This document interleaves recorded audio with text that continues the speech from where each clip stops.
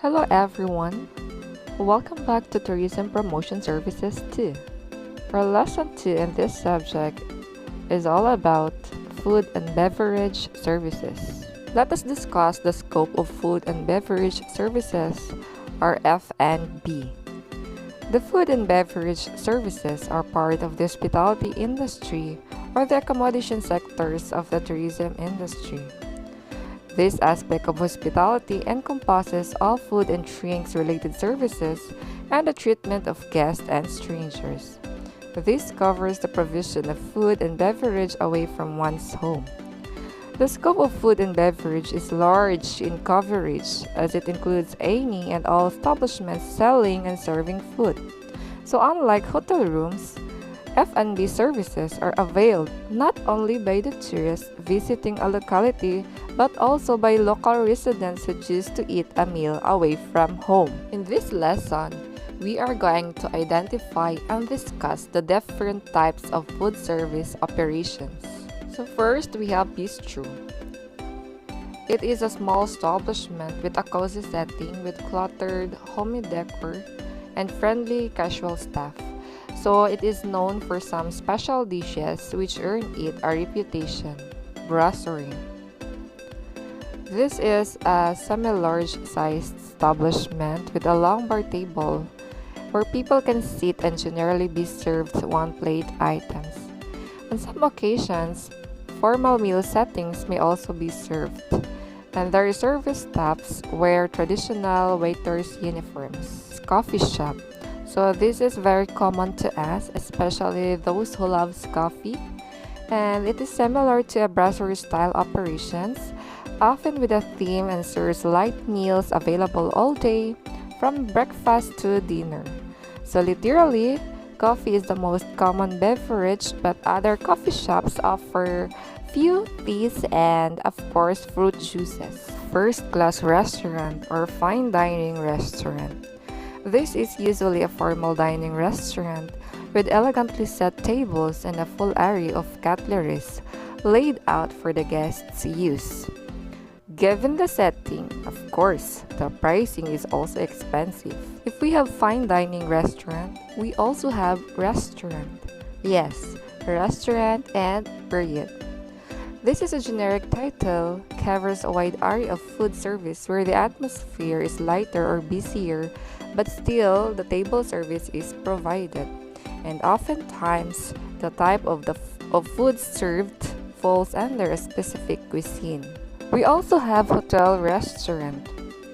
Obviously, it is called hotel restaurant because it is located in a hotel and serves not only walk-in customers but the requirements of the hotel guests who may need room service and lobby service.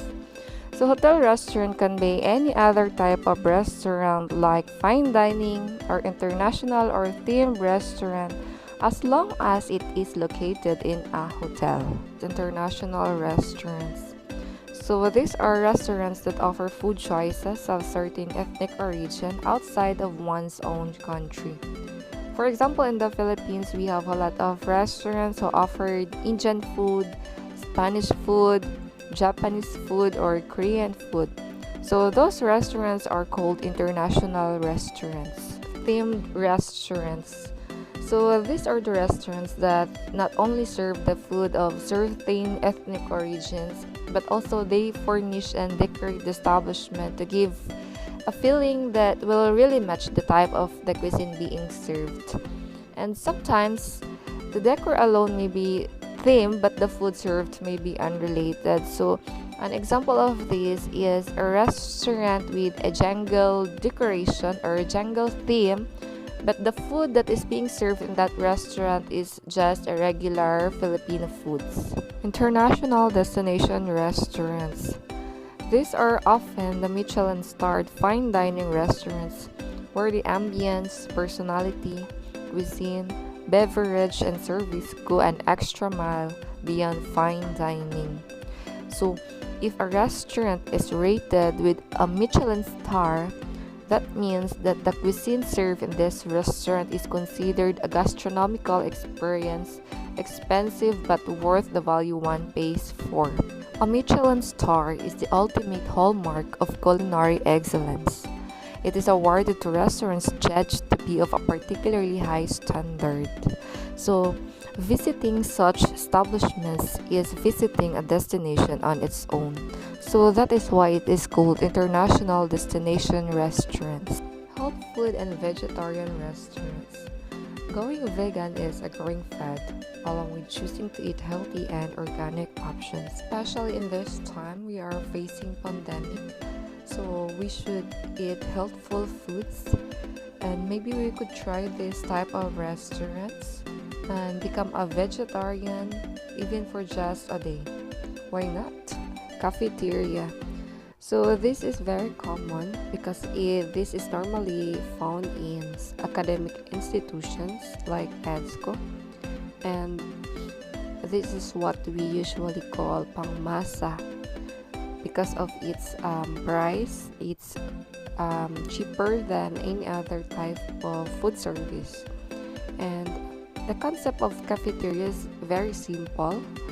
So this is a self-service establishment where the customer chooses from the food being displayed. Popular catering or casual dining. This has evolved from table service tea shops, cafes, and steakhouses to what is known as diners, snack bars, kiosks, and pizza places. So this type of food service is nice if you want to hang out with your friends because the ambience is casual and the service is quick. Fast food outlets. So this type of food service is the most visible to the public, and from the name itself, fast food. So these are the food outlets that serve food fast. And the most common example of this type of food service is Jollibee, of course, and McDonald's, KFC, Wendy's, Burger King, and any other type of fast food takeaway outlets. So this type of food service does not provide a place for their customers to eat.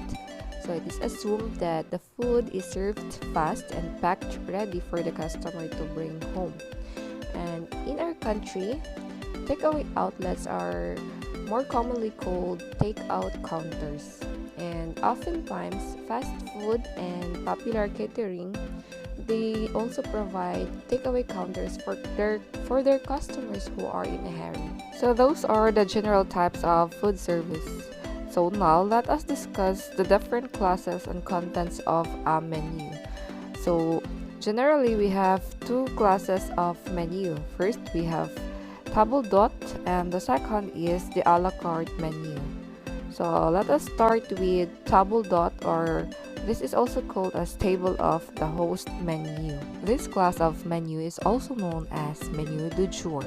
The key characteristics of this menu are: the menu has a fixed number of courses, there are limited choices in each course, the selling price is fixed, and the courses available in this menu are already prepared. This simply means that an inclusive price is charged for a whole meal, or there are a specified number of courses with a little option from each course.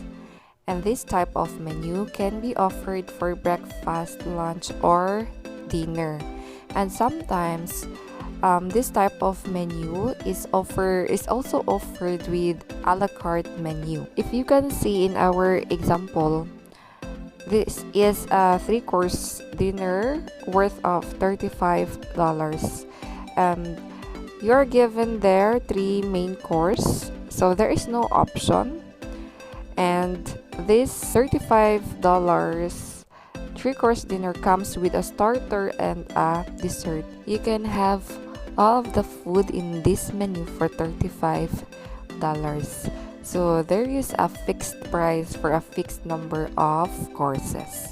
So that is the concept of a table d'hote menu. Another type of menu is the a la carte menu.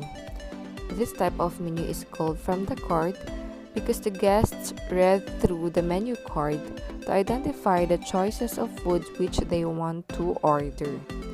So the characteristics of this menu are: The choices are generally more extensive with a list of dishes specified under each course heading, and each dish is priced separately and generally more expensive. As you can see in our example here of an a la carte menu, in hot appetizer section, so there are more than 10 options for hot appetizer and it is priced individually. So that is why it is really more expensive. It often contains the exotic or seasonal high-cost foods, and the waiting time is longer. It's because the food is cooked only upon ordering. Generally, an a la carte menu contains the following information. First, we have appetizers, soups and salads, main dishes, staples, desserts, and beverages. So the extensiveness of a menu choices may vary depending on the standards of a food service establishment and of course depending on their target market. Speaking of beverages, it is impossible for a food service establishment to not offer any beverages because it is quite impossible to eat without drinking, right? So in addition to the existence of beverages in the food service establishment, there are a few places which focuses on serving beverages and their food offers are only a secondary product. First, we have bars, nightclubs, and pubs. These establishments also serve food, but strictly speaking, they mainly focus on serving beverages with alcoholic content such as scotch, brandy, rum, tequila, gin, vodka, beer, ale, and the occasional wine. Alternative beverages are also occasionally available for those who do not wish to drink. Wine bars. Unlike bars on pubs, wines are exclusively served in establishments of this type. Coffee houses and tea rooms. There are snacks served in these places, but the star of the show is the area of choices for coffee or tea products. The ambience is of course normally warm and welcoming, encouraging friends to sit and chat. Sometimes the snacks served are more on desserts, as these go well with coffee and tea. So those are the types of beverage services. I hope you learned something from today's video. See you in our next lesson. Bye bye.